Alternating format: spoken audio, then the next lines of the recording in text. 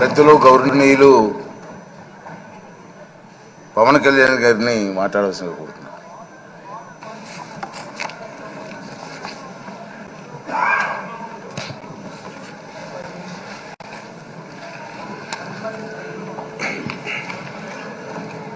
పదహారవ శాసనసభకి ఏకగ్రీవంగా ఎన్నికైన సభాపతి శ్రీ చింతకాయల అయ్యన్న పాత్రుడు గారికి హృదయపూర్వక నమస్కారాలు, మీకు శుభాకాంక్షలు. ఇది నేను మొదటిసారి అసెంబ్లీలోకి అడుగు పెట్టడం. ఇలాంటి సుదీర్ఘ రాజకీయ అనుభవం ఉన్న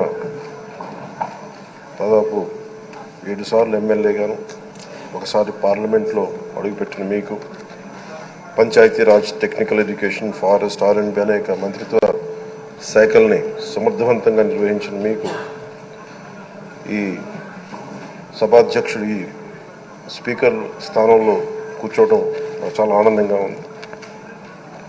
ఇన్ని దశాబ్దాలు ప్రజలు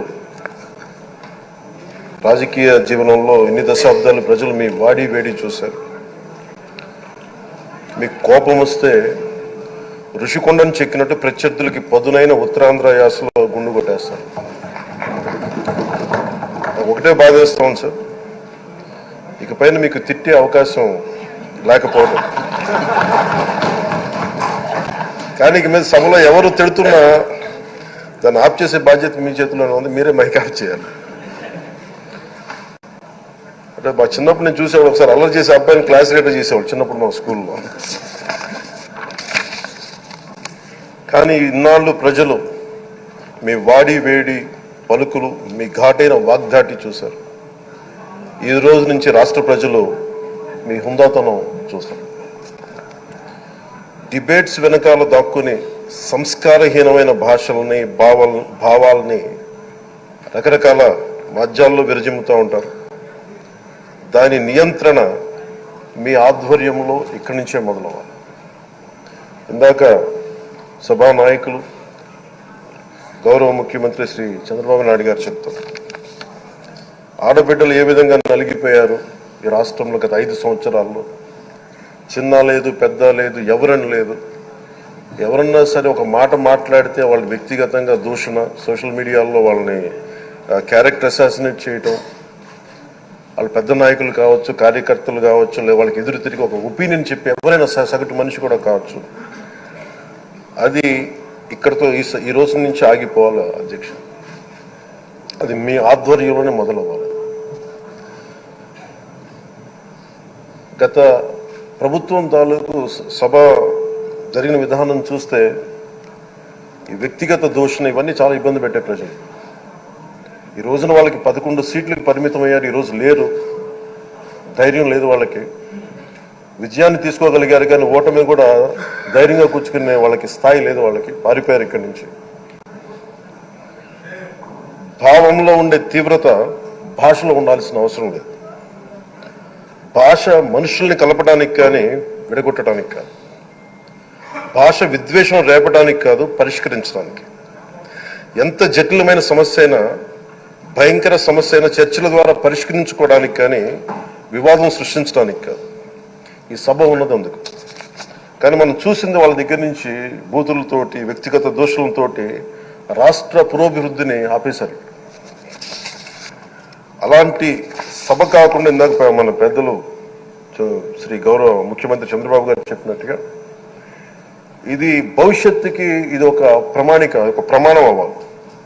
2047 వరకు ఇంత అద్భుతమైన స్థానంలో మనకి ఆంధ్రప్రదేశ్ తెలుగు జాతి ఉన్నత స్థాయికి వెళ్ళాలంటే ఈ రోజు మనం వేసే ప్రతి అడుగు అది భవిష్యత్ తరాలకు ఒక నిర్దేశక, ఒక టచ్ స్టోన్ గా ఉండిపోవాలి, గిట్ రాయిగా ఉండిపోవాలి. ఈ రోజున సభలో ఉన్న గౌరవ సభ్యులందరూ చట్టాలు చేయడానికి ఉన్నారు, చట్టాలు ఉల్లంఘించడానికి కాదు. విభేదించడం అంటే ద్వేషించడం కాదు, వాదించడం అంటే కొట్టుకోవడం కాదు. ఇవన్నీ విభేదించడం, వాదించడం ఇవన్నీ ప్రజాస్వామ్యానికి చాలా మౌలికమైన పునాదులు. ఆంధ్రప్రదేశ్ ఆవిర్భావం జరిగి అసలు భాషా ప్రయుక్త రాష్ట్రాల ఆవిర్భావమే మన ఆంధ్ర రాజ్యంతో మొదలైంది. అమరజీవి పొట్టి శ్రీరాములు గారి బలిదానం మీద మన రాష్ట్రం పుట్టింది. 56 రోజులు తిండి తిప్పలు తినకుండా నరకం అనుభవిస్తూ ఆయన బలైపోయారు.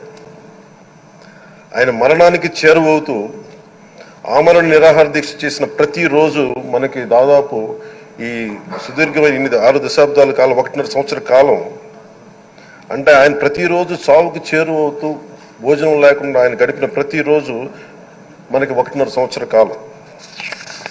అలాంటి నేపథ్యంలో అలాంటి మహోన్నతుడు శ్రీ పొట్టి శ్రీరాములు గారి త్యాగాన్ని కనుక మనం ఈ సభలో ప్రజా సంక్షేమం కోసం మాత్రమే చర్చలు జరగాలి, వాదోపవాదాలు హద్దులు దాటకుండా ఉండాలి, వ్యక్తిగత దూషణకి తావివ్వకుండా ఉండాలి. అలా కాకుండా గత ప్రభుత్వం లాగే ఈ సభని తిట్లకి, బూతులకి, కొట్లాటకి వాడితే ప్రతి నిమిషం పొట్టి శ్రీరాములు గారి బలిదానాన్ని అవమానం చేసినట్టే. ఒక గొప్పవాడు, ఒక మహానుభావుడు బతికినప్పుడు మాత్రమే కాదు, చనిపోయిన తర్వాత కూడా కొన్ని తరాలు ఉపయోగపడతారని నిరూపిస్తారు.